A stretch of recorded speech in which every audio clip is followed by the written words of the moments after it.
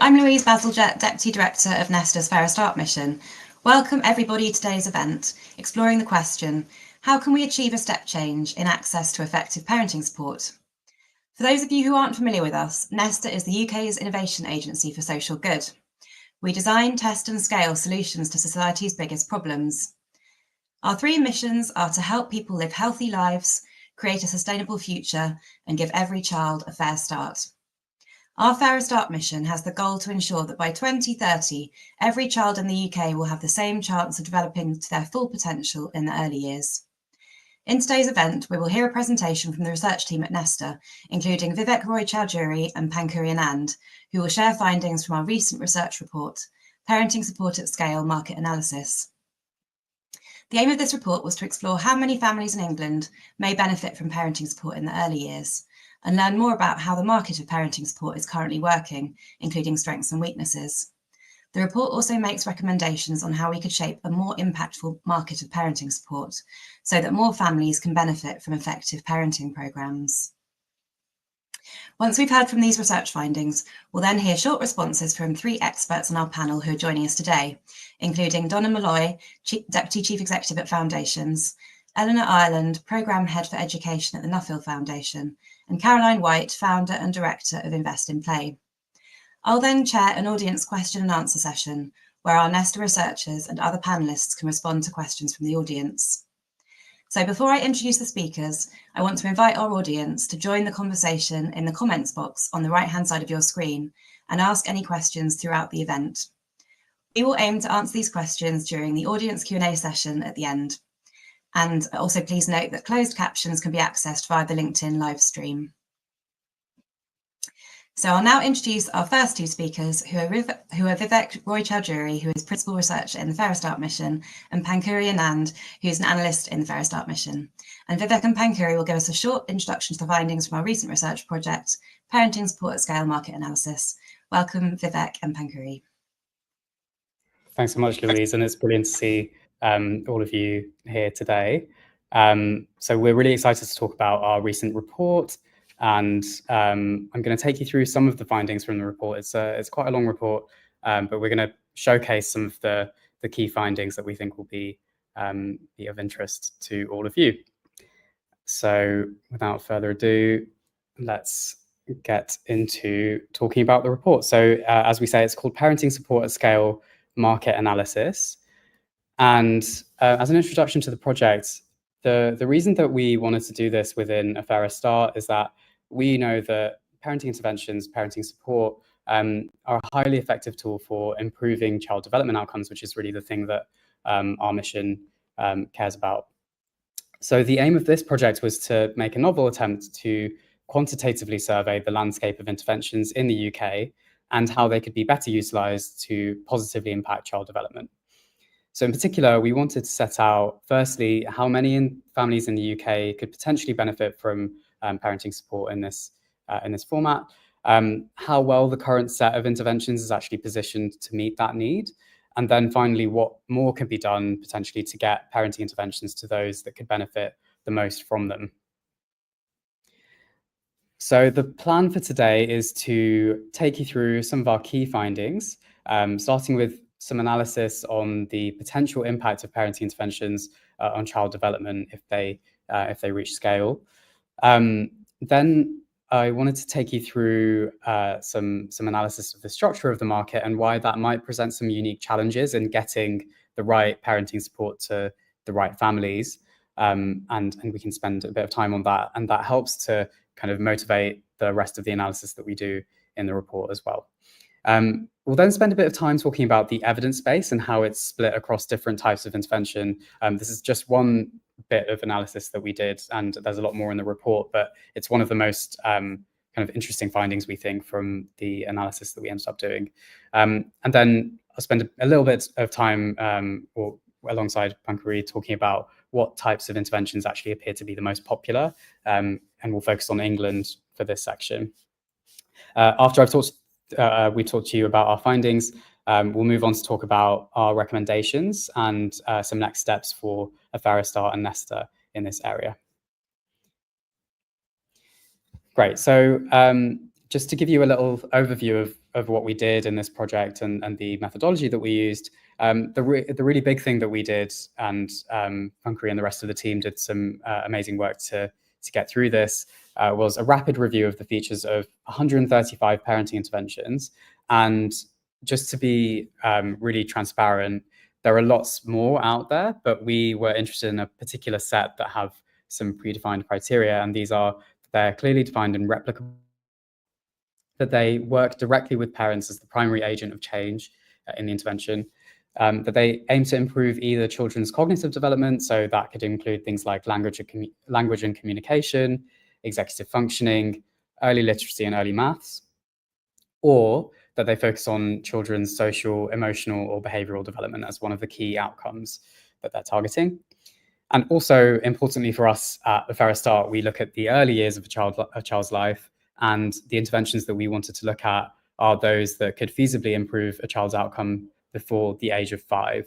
And there are many parenting interventions that target older children. It's just our scope was a bit narrower than that. And then, having done this rapid review, we did some quantitative analysis, both of the kind of features of interventions that we found, but also on the possible impact of some of those interventions using some new modeling. Okay, so I'll get straight into talking about our findings. The first set of findings is really on the potential for parenting interventions to have impact on child development in England and potentially the rest of the UK. So, as I've mentioned, we're really interested in parenting interventions, and one of the reasons that we are looking at this particular type of intervention is that they do have robust and somewhat consistent evidence of impact on child outcomes. They can also be relatively low cost in some cases, and they can sometimes be delivered at pace through existing infrastructure. So, for example, some of these interventions can be delivered online, but others can be delivered in group settings using skills that some facilitators and professionals already have. And then the next bit of analysis that we want to think about is, okay, so we know that parenting interventions have potential to have impact, but how many families and children in England and the UK could benefit from some types of parenting interventions? And our best estimate is that somewhere in the region of 13 to 20% or more of children could potentially benefit from this kind of intervention. It's important to note that the number of families who would want to participate or would turn up is a slightly different question, but we estimate that in terms of developmental need, this is the share that could potentially benefit. And then we did some modeling to look at the impact of those parenting interventions. So if we rolled out parenting interventions to children and focused on those that have the lowest 20% of socio-emotional skills at age 3, we estimate that targeted parenting interventions could cause about 4,000 to 8,000 more children to reach a good level of development per year. And this is the government's opportunity mission target, is for 75% of children to reach a good level of development by 2028. So I'll show you one bit of analysis from this section of the report, and that is to look at the impact of various parenting interventions. And we focus on a small set of interventions here, just because they were the most convenient to put through the model that we developed. But the main point is that various targeted parenting interventions could increase the likelihood of children with existing behavioural difficulties reaching a good level of development in England by up to 5 percentage points, in some cases a little bit more. And the impact would actually be greater for children with high levels of behavioural needs.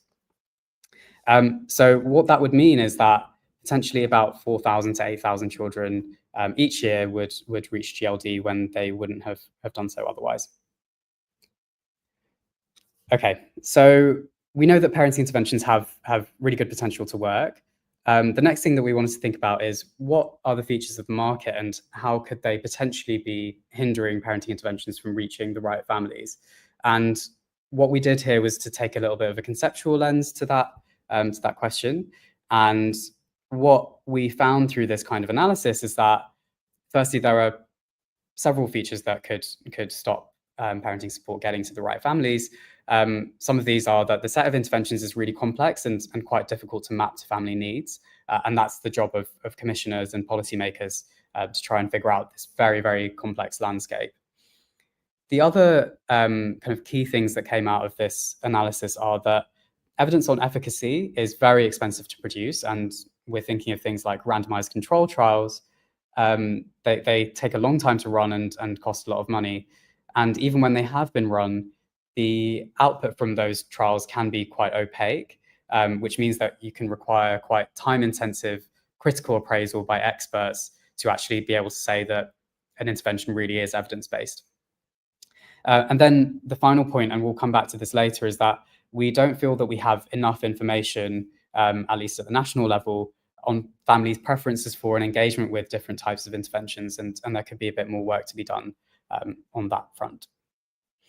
So I'll take you through some of the analysis in a bit more detail, and I think the place that I want to start is with an idealized version of a well-functioning market. So we're not making the claim that this actually exists anywhere, but it's a useful starting point to kind of articulate some of the issues that might be present in the parenting support market. So one thing that we would think of as being really crucial in a well-functioning market is what we would call feedback loops between consumers and firms. And these are crucial in enabling supply, so the set of goods or services, to be well matched to demand, so consumers' preferences and needs. And what this kind of outcome requires is strong flows of information from firms to consumers. So that could be through advertising, so through information on what goods and services are available or sought out by consumers themselves, but then also flows from consumers to firms. So what do consumers actually like? That could be through feedback, or it could be through demand. So when we do this kind of same exercise for the parenting support market, the picture is quite a bit more complex. And the main reason for that is that in this market, interventions are typically commissioned and therefore funded by public institutions rather than directly purchased by families. And to be clear, that's absolutely crucial, as target families can't pay for interventions themselves. And the benefits of these kinds of parenting support interventions extend beyond individual households to broader society. So it's absolutely vital that public institutions are present in this market. But what it does mean is that those public institutions do have the responsibility to create and maintain the kinds of feedback loops that might be generated in that idealized kind of version of a well-functioning market. So to draw your attention to a few of the kinds of blockages, let's say, in the flows of information that are present in this market, I've already mentioned that it's really expensive to create evidence on efficacy, which is a really important part of the quality of an intervention. Also, that there are just many interventions out there, and their features are quite complex and quite diverse.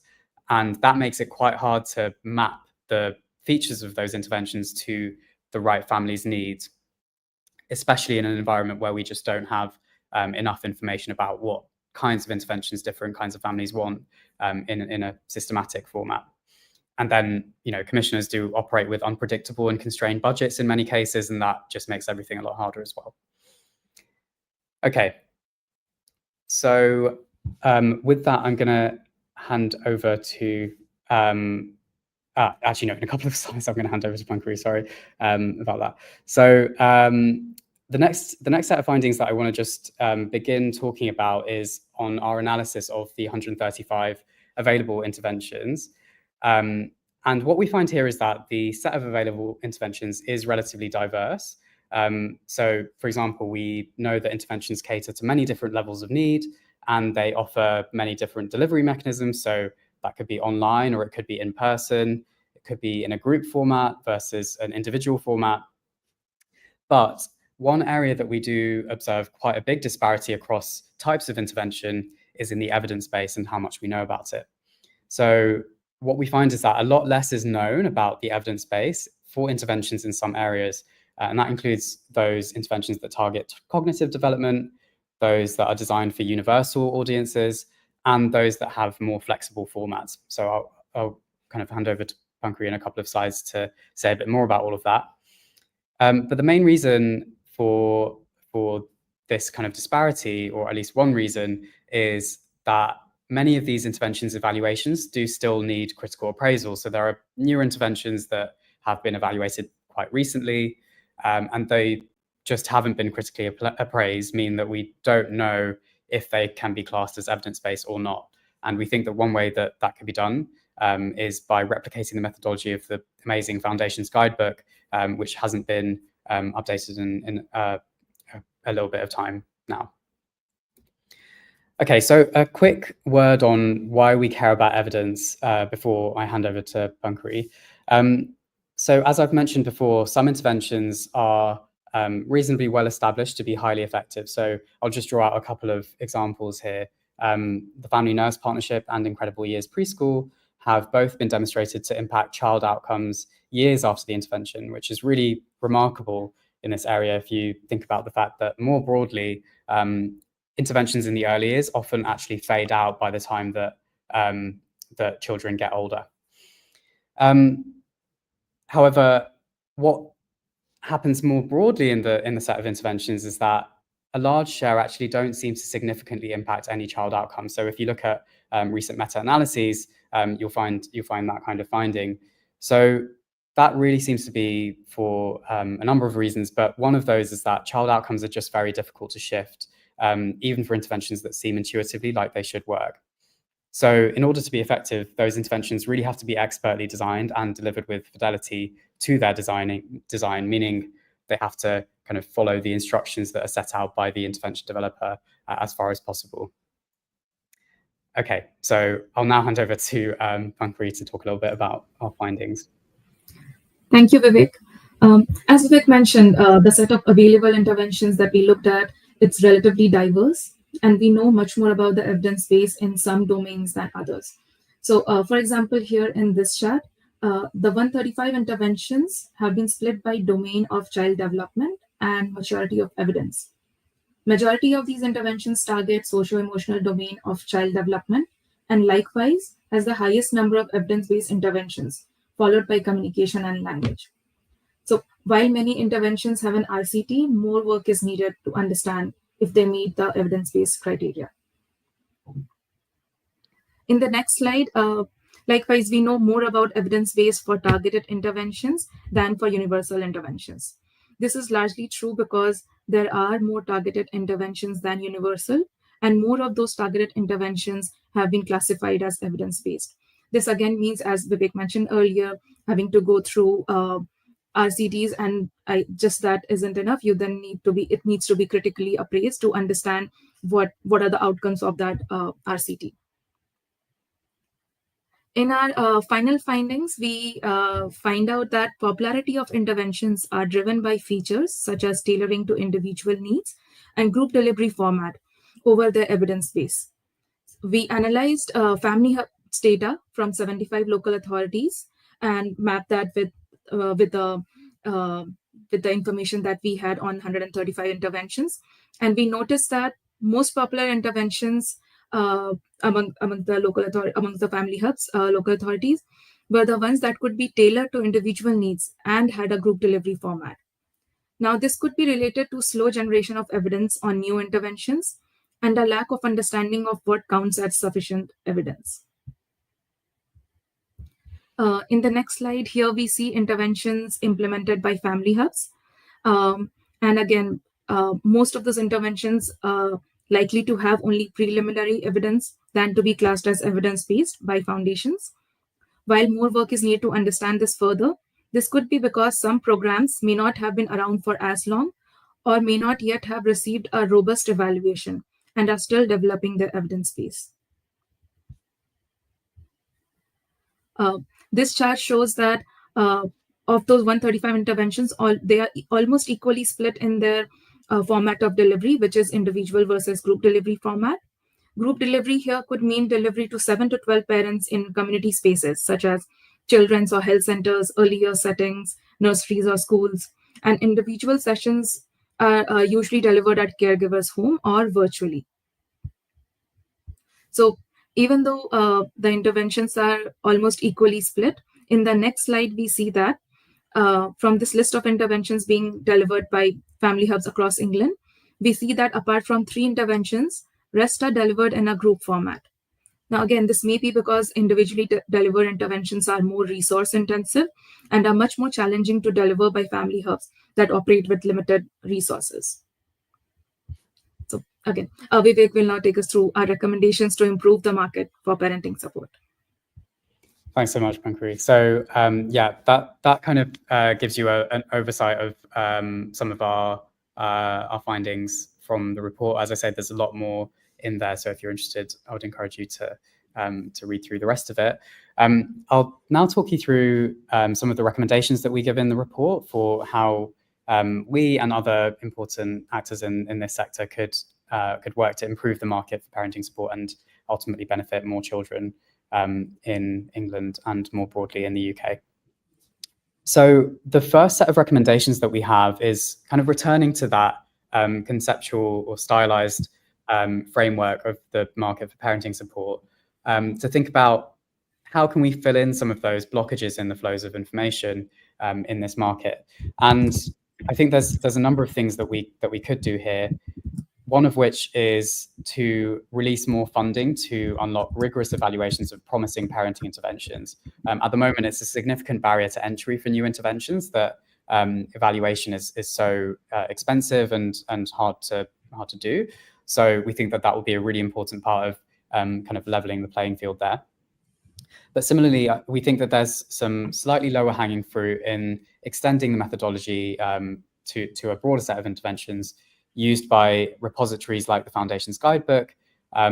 So we found quite a large number of interventions in our review that appeared to have had RCTs, randomized control trials, meaning that they could potentially be classed as evidence-based after this kind of critical appraisal. So that could be a faster route to establishing that some interventions are evidence-based. And then finally, really crucially, we think that we need to do a little bit more research to represent the parent voice in this market and to understand what families' preferences for different kinds of interventions are and how much they're willing to take up the interventions that are actually on the market. Currently, there's no central information, no central data on this topic, and we think that that's a bit of a gap in understanding which interventions might be most appropriate to try to scale up. The second recommendation is really kind of bringing some of that together in a recommendation for central government. And here our view is that the government should invest in a national scale up of the most well-evidenced and suitable parenting interventions to enable a substantial increase in the number of families who are able to access effective support with their child's early development. So we think that, and it's quite hard to put a precise number on this, but we think that current levels of government funding for parenting support in England could need to be increased by anywhere between 2 to 10 times, so quite a big range, to get support to the families that need it the most. So that could be about 120,000 families per year, and these are kind of the children with the highest levels of developmental needs in, let's say, behavioral, socio-emotional, or cognitive development. And then not only does implementation kind of need more funding, but it also needs to be supported by a decisive central strategy to effectively scale these parenting programs. So that will be building on evidence from previous efforts on how to implement these interventions with high quality and fidelity, but also how to support engagement and take up of these interventions when they're implemented. So that is our set of recommendations.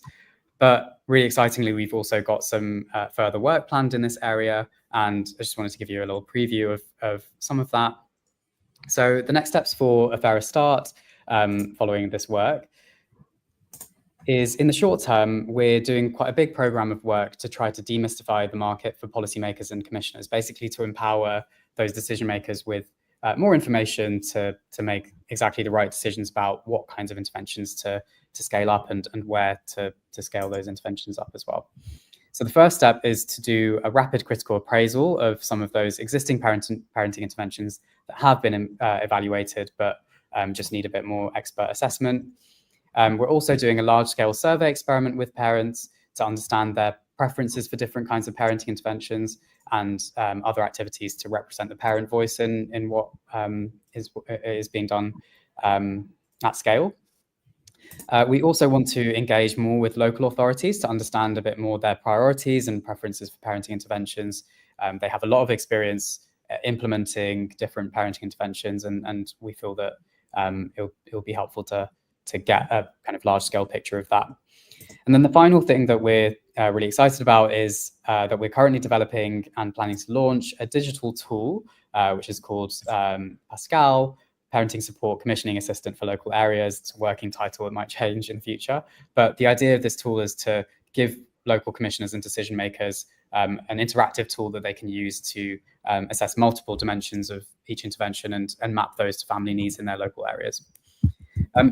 Quickly, just to say, in the longer term, we would also love to develop an ambitious research and innovation agenda that will grow the evidence base about what works in this domain and help to strengthen the market for parenting support in the UK. So that's everything I had, and I'll hand back for discussion of all of this. Thank you so much, Vivek and Pankari. Thank you for that presentation. I know there's a lot more detail in the report that sits behind your presentation, for those who are interested to hear more. And my colleague Hannah has posted a link to the full report in the chat box for anyone who wants to take a look at that. And then a quick reminder, if people in the audience have any questions for Vivek and Pankari, please do put them in the chat and we'll come to them when we get to the Q&A. What tends to happen is we get sort of very few questions and then a big rush at the end. So do get in as early as you can with your questions, and then we'll be able to cover as many of them as we can when we get to the Q&A. So I'll now introduce the first respondent on our panel. We're really pleased to be joined by Donna Molloy, who is Deputy Chief Executive at Foundations. Welcome, Donna. It'd be great to hear your reflections on the findings from this research, as well as your thoughts on implications for policy. Thanks very much, Louise. I hope everyone can hear me okay. I think there was an issue with the sound there. Hello, everyone. Really good to be here, and it's great to see so many familiar names in the chat. It's fantastic to see this work from Nesta. There are three things that I really like about this report. Firstly, the focus on the potential contribution of evidence-based parenting interventions to meeting the good level of development targets. We know that parenting is one of the most significant influences on children's development in the early years, and parenting interventions are among the most promising strategies for improving children's developmental outcomes. But yet it feels that sometimes we're in danger of forgetting what we know here and can lose sight of this in both policy and services. So really welcome this work putting the spotlight back on parenting support, and it feels there's huge potential now to make some real progress with this, given the rollout of family hubs and family help. Secondly, you might expect me to say this, but one of the things I really like about this report is the emphasis on using rigorous evidence to identify the programmes that are most likely to have impact. Whilst there are gaps, we know that parenting support on balance is an area where we have very good evidence. We've known what works in some important areas of parenting support for a long time now, and we need to be using this evidence, focusing on making some of these well-evidenced programmes available and not getting sidetracked. As the report says, we sometimes have an overly optimistic view of the likely effectiveness of new and untested interventions, and we must get out of the habit of adopting things that don't work or haven't been evaluated. I'm not saying we shouldn't innovate, but we don't need to keep reinventing wheels here. Which brings me to my third point about what I really like about this report, which is that it's good to see the report making the case for effective scaling strategies.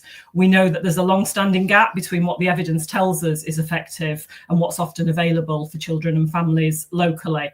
And so finding that evidence-based interventions are not widely available and the evidence base is not driving interventions popularity feels very unsurprising. We've known for a long time it's not just about finding out what works and telling people. We're not very effective in this country at bringing effective programs and practices to large numbers and a diversity of people, and so it's really essential that we put the right infrastructure around evidence-based interventions, as the report sets out really clearly. So what needs to happen? A few thoughts from me to add to the reflections in the work. We need to provide clarity about which models have shown impact for different child ages and levels of child and family need. Vivek touched on this. We're working on this at Foundations at the moment and talking to Nesta about how we can work together to do more on all of this. Secondly, it feels there's a real opportunity to incentivise the use of these programmes as part of the government plans on Best Start in Life, family hubs and the expansion of targeted family help, which means ring-fence funding to increase the commissioning of proven models, ensuring the wider system levers such as inspection, guidance and so on are reinforcing use of effective models, and a central team to work with providers and intervention developments so that these programmes are easy to commission and available in all regions. Thirdly, we know it's really crucial to provide implementation support and capacity at local level to help areas select programmes that are a good fit with local need, ensure programmes are carefully targeted to those families who need them most, and support the training and supervising of staff at local level. We know this stuff is really difficult. It requires capacity, careful decision making, ongoing monitoring. That capacity can be really hard to find. And so we are experimenting in this area at the moment with our Change Makers programme, where we are funding implementation capacity in the form of dedicated posts in local authorities, and we'd like to see more of this. And then very finally from me, we need to develop the evidence base. As the report says, there are some significant gaps in what we know. One of the areas we are very focused on at the moment at Foundations is the fact that very few programmes evaluate and demonstrate impact specifically for minoritised ethnic children and families, meaning there's just big gaps in what we know works for racially minoritised children and families, which needs a sustained focus. This is about supporting providers to develop their interventions so that they're feasible to evaluate, and also important that we put sustained focus on developing this evidence so we have the evidence base on this area that we need for the future. Thank you. Thank you so much, Donna, for that really interesting response about the implications of this work. In particular, your emphasis on needing to avoid being over optimistic about impact, I thought was a really great point, and the need to really understand more about how to scale the most effective approaches, and also providing the right policy infrastructure and policy levers. So I'd now like to introduce our second panellist, Eleanor Ireland, who's the Programme Head for Education at the Nuffield Foundation. And Eleanor, it would be great to hear your thoughts on this research from the perspective of a research funder, and hopefully the sound issues have been solved now as well. Thanks so much, Louise. Yeah, and it's thanks so much for inviting me to share my thoughts on the report. I found it a really excellent and incredibly useful report. And one of the really important findings the report sets out is about which parenting interventions are actually being used in local authorities and in family hubs. And particularly the finding that Pankuri was describing earlier just now, that many interventions that are being used do not have a good evidence of impact. And that doesn't necessarily mean that they don't work. It's just that we don't have the evidence about whether they work or not. And this is something that we as stakeholders working in this area really need to pay attention to and really need to respond to. The report sets out some really clear next steps in terms of addressing these challenges, all of which I very much support. At Nuffield, we are already funding several randomised controlled trials of parenting programmes at the moment, including the evaluation of Tiny Happy People, which is a universal digital language development programme from BBC Education and is being evaluated by Danielle Matthews and her team at the University of Sheffield. And we've also funded lots of other evaluations of parenting programmes in the past, and we will continue to do so. And there's a couple of points that I wanted to add to these really important recommendations and next steps coming out from the report based on our experience of funding evaluations and randomised controlled trials of parenting programmes. Now, firstly, we know that, as Vivek was showing us earlier, lots of RCTs don't actually find evidence of impact. So it's really important that evaluators design studies in a way that ensures we can understand what's going on and why no impact is found or why only partial impact is found. And it's really important that funders actually provide sufficient funds for this to be able to be done. So what this means is ensuring that implementation and process evaluations are carried out as well, ensuring that intermediate outcomes and longer term outcomes are measured as well as short-term primary outcomes. And we only need to look at the evaluations of Sure Start and family nurse partnerships to see why these things are important.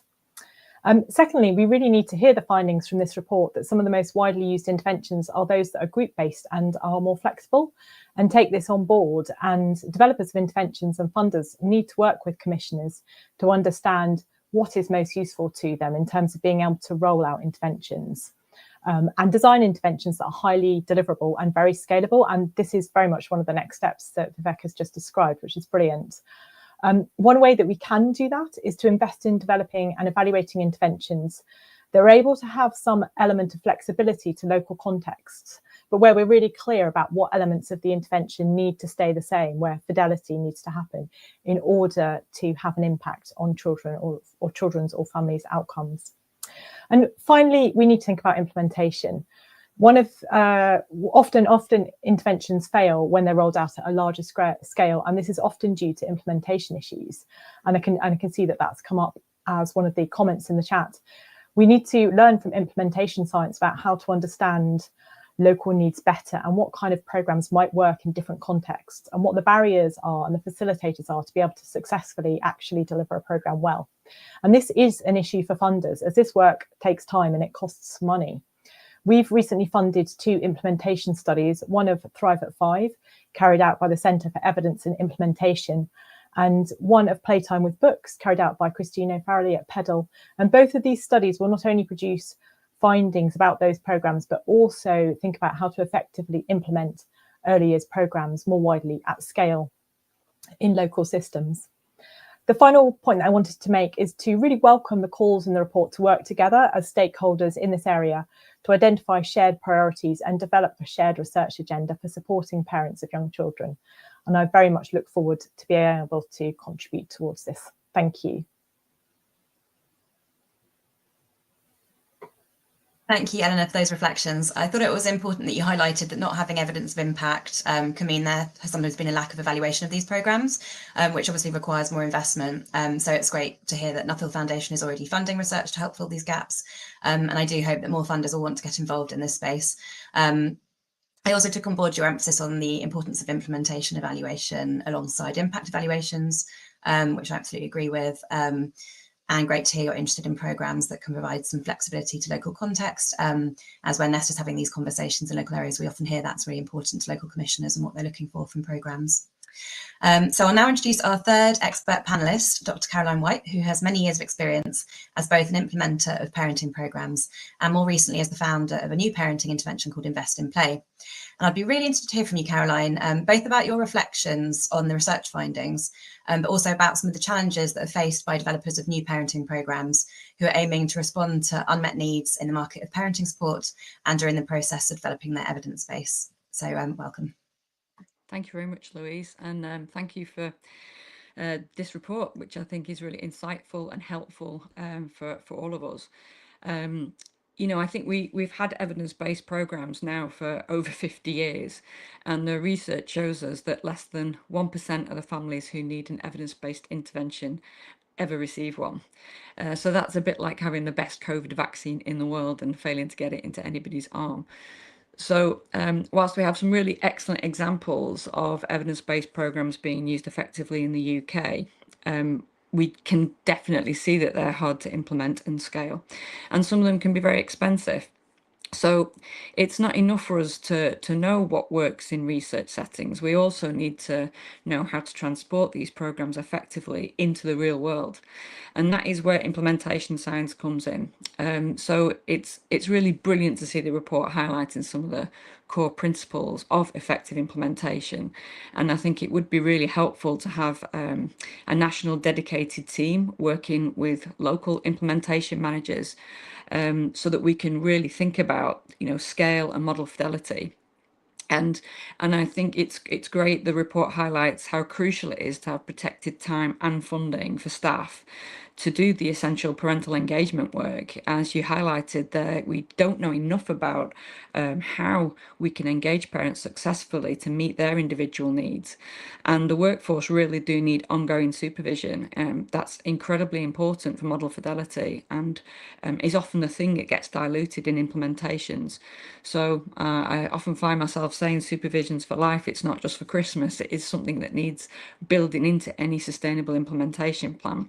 And of course, robust data collection is paramount if we're going to succeed. So there are things we can do to improve the implementation of existing programs, but we do need to explore the new and more innovative programs as well.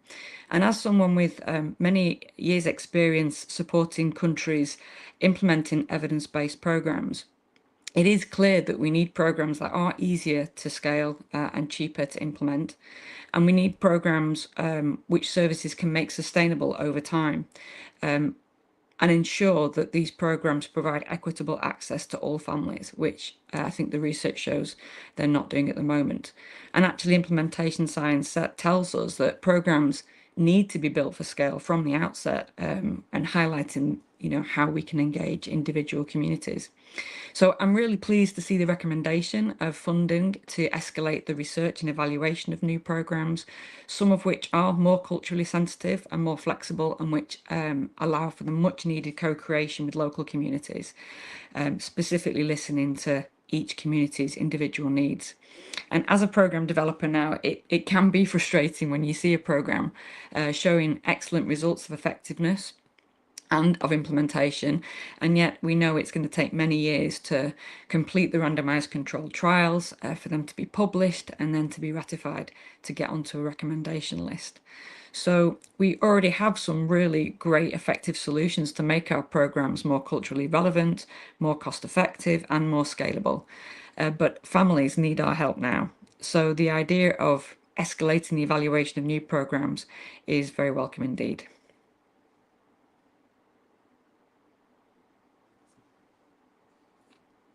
Thank you so much, Caroline, for those really interesting observations. I think it's really important that you emphasise the central challenge that too few families are able to access evidence-based parenting support.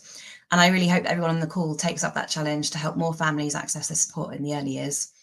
And I also really like the idea of a national dedicated team who can support people in local areas to implement parenting programmes at a high quality. So I'm now going to invite all of our panelists back to answer questions from the audience. We've had a couple of questions come through, but please do put through your questions into the chat so we can start answering them. And to kick us off, I'm just going to ask a question to the panel, which is, if you could choose just one problem or challenge identified in this report that you'd most like to solve, what would it be? And I'm going to sort of go around my screen, starting with Eleanor, if that's okay, if you haven't answered that one. Yeah, of course.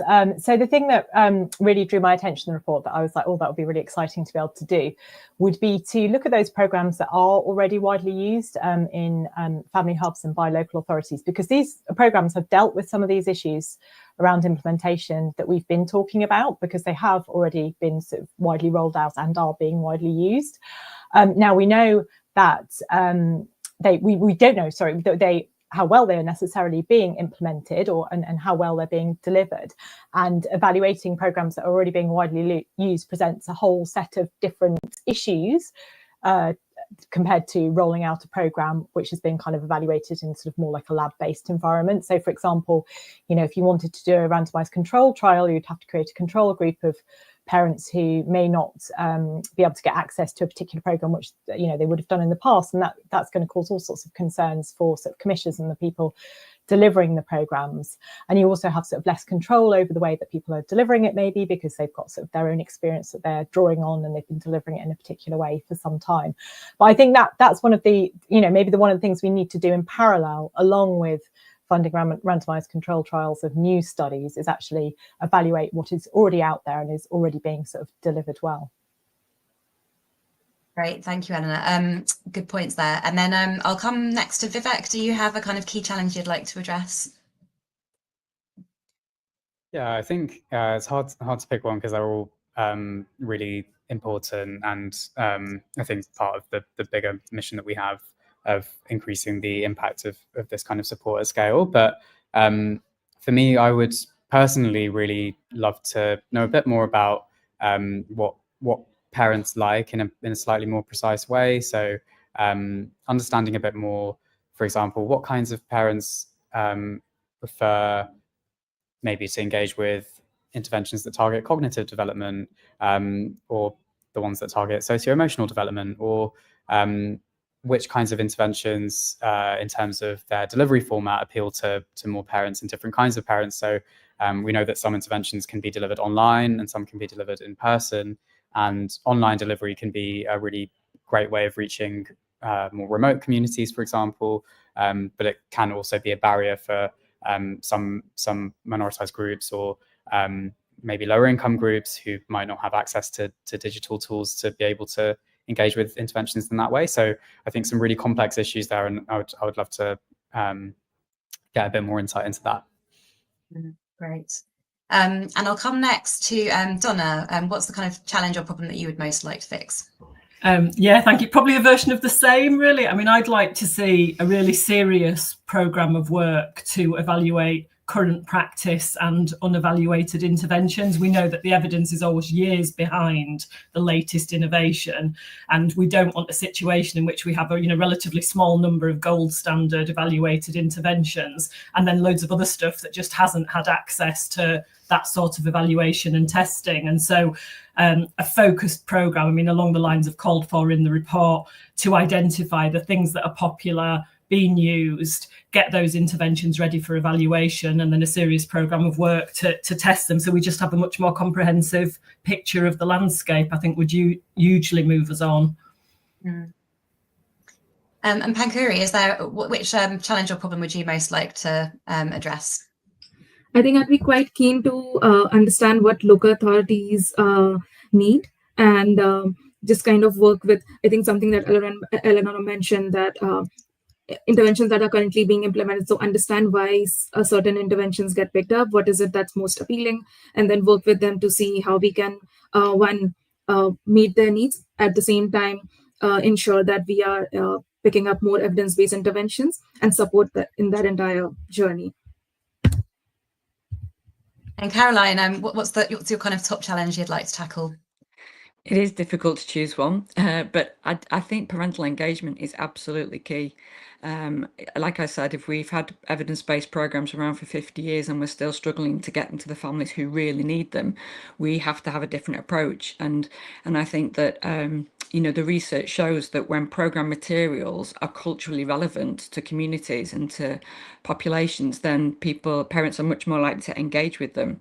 So when we're kind of transporting in other programs, then they don't always fit very well. So we really need to think about how we can have a robust evidence-based program to model fidelity, but at the same time make sure it fits local communities and the needs of individual families. And so we do need some creative co-creation around that to make our programs more accessible.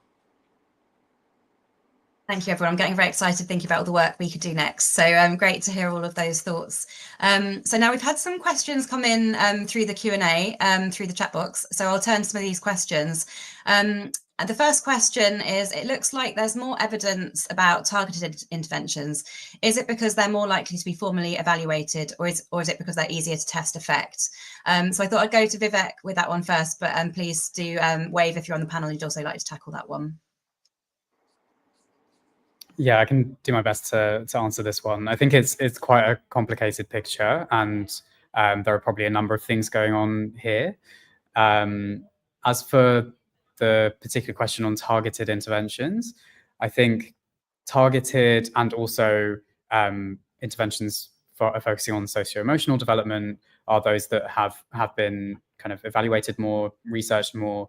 In fact, there's a body of research that spans decades now looking at this particular category of intervention, and the reasons that category of intervention has received more research and attention are quite complex, but it's not really to do with the fact that it's easier to test effects on these particular types of interventions, at least not targeted interventions. I think it's just more that there's more academic research on how those interventions should look and what their theory of change is, how they're implemented and so on. But I'll let anyone else chip in on this issue because we've got some experts here. It looks like maybe Eleanor wants to come in on that one as well. Yeah, sorry, it's just me waving there. I think that it's possibly really something really simple about resource and need. So, targeted interventions are by nature focused on those groups who have sort of a greater level of need than, for example, universal interventions. So it's simply, in its most basic sense, about focusing a sort of valuation funding on those groups that actually need the additional support a bit more. And that's me speculating, but I think that's quite likely to be one of the reasons as well. So I'll move on next. I think this question from Jeff Knott is actually aimed at the research team, Vivek and Pankuri. So the question is, why have you focused on government-funded interventions? Why haven't you looked at faith groups, 27,000 parent and toddler groups and community groups? So thoughts on that one? I'm happy to have an initial go at answering that, and maybe Pankuri can chip in with any additional information. So our focus in the broader analysis that we did on the set of interventions that are available wasn't restricted to just government-funded interventions. It was anything that matches those criteria that we set out at the start, which are that the parent is the primary agent of change, that the intervention targets a specific domain of development that is either socio-emotional or cognitive.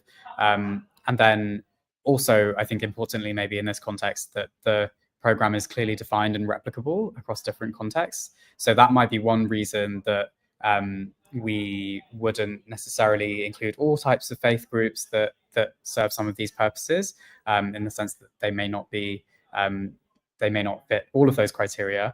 But intrinsically, there's nothing that excluded those particular types of interventions from our study. Where we would be a bit more restricted in our focus is when we looked at implementation and popularity of interventions. So, for example, using Family Hub's data, that is mostly a matter of convenience, and the fact that Family Hubs are such an important tool for implementing interventions in England. So that was the main data set that we had access to for this study. Pankuri, did you have anything you wanted to add to that? No, I think you covered everything. Yes, sir. Yeah. Question I wanted to bring to the panel was a really interesting one from Amanda. How do we contend with or balance what community wants and needs and finds impactful and what academic Western evidence tells us works through RCTs? So I thought I might bring that one perhaps to Donna first, and then see if anyone else wants to also respond to that one. Yeah, thanks, Louise. Yeah, really good question, Amanda. I mean, I think what I would say to this is that we have to balance these things. We need both things. So just as an example, all of the trials that we would commission at foundations would always be accompanied by an implementation and process evaluation, which would include the views of children and families themselves about the intervention, and would also capture information about the acceptability of those interventions, as well as the views of practitioners and people on the ground who are delivering them. And all of that needs balancing alongside the findings from the RCT evidence. And I think it's really important we continue to do both things. I mean, I think we would say, we would acknowledge there are lots of issues with trials and that methodology. They're complicated, they're expensive, they take ages, and we're all aware of the limitations. We've been debating them in this country for a long time now. But I think it's really important that those limitations don't lead us to abandon the idea that it's important to evaluate by scientific methods. We have to hold on to that, but balance that with other sources of information and data. And then we had a question from Jeff Knott, which was more research about these programs. Take Triple P. It's one of the most researched programs in the world. Why not move on from research to really implement known programs? That's where money must go. So I think a really good provocation there. So I wondered, Eleanor, if you want to start by answering that one. Yeah, I mean, I completely agree, I have to say, and we should absolutely be rolling out programs which have good evidence of impact. And I think that's why one of the sort of next steps that Vivek was talking through earlier about working with local authorities and family hubs to understand which programs they commission and why is really important, so that we can kind of understand, why is it that there's not information available necessarily or easily available to them about programs that have this good evidence of impact? Or is it that these programs won't necessarily work for the communities that they're working with? So I think that's a key area that we do need to understand particularly. But yeah, I completely agree with Jeff there. And audience, if you have any more questions, we probably will be able to take maybe 2 more. So if anyone else wants to put a thought in, please do. Caroline, did you want to also respond to that one? Yeah, I think we have to absolutely think more about implementation science. So we know this works, but how do we get it to families and scale in a really good model fidelity way? But we also, the challenge we have to ask ourselves is that we have had government funded implementation plans over many years, and we've tried to scale these parenting interventions, and we've kind of reached a limit. And so we also have to look for new solutions, I think, and that's where thinking about parental engagement, listening to what families and local authorities want, and doing some co-creation without losing sight of the evidence base, and obviously evaluating that. So I think it's a combination of all those things. Thank you. And then I think we had a great question also from Catherine Pape. I think the language around this area can be a bit fraught sometimes. And Catherine's asking, are there any plans to look at the acceptability of the word parenting? We wonder whether speech and language support is less likely to be seen as stigmatizing than parenting support. And I think, I know sort of Vivek's kind of interested in this space, so I might come to Vivek first, but then give me a wave if anyone else wants to address that one. Yeah, I think it is a really complicated one, and I think from our perspective, the main way that we're looking to get into this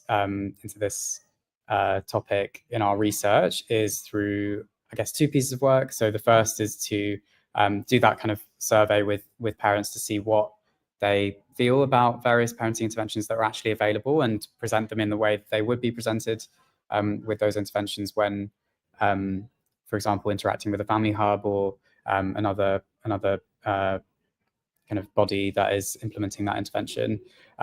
So hopefully we can get some insights into what the potential stigmas are around those kinds of support. And then we're also planning a more ambitious piece of work that is looking at various barriers to the engagement of parents with parenting interventions on a more local level. So trying to engage with local authorities to understand how those parenting support interventions are advertised to parents, and things like the language are going to be really crucial there. So yeah, we're planning to find out a bit more in this area, but I'll also let others on the panel chip in through their experiences. Yeah, question, response from Caroline. Yeah, I mean, yeah, I've thought about this issue so much over the years. The idea of doing a parent blaming, a parent training course. I mean, as soon as people hear that word, they feel stigmatized, and it's a really difficult one to work with. But being a parent's the probably the hardest job in the world, and a really important job, and I would really love to see it becoming non-stigmatized, that it's okay to do a parent program, and a national campaign that says this is a really tough job, and like, wouldn't everyone benefit from support with it? So it kind of becomes normalized. I think that could also be a really good way of tackling the issue. Thanks so much, everyone. Just really insightful, interesting comments and responses from everyone on the panel.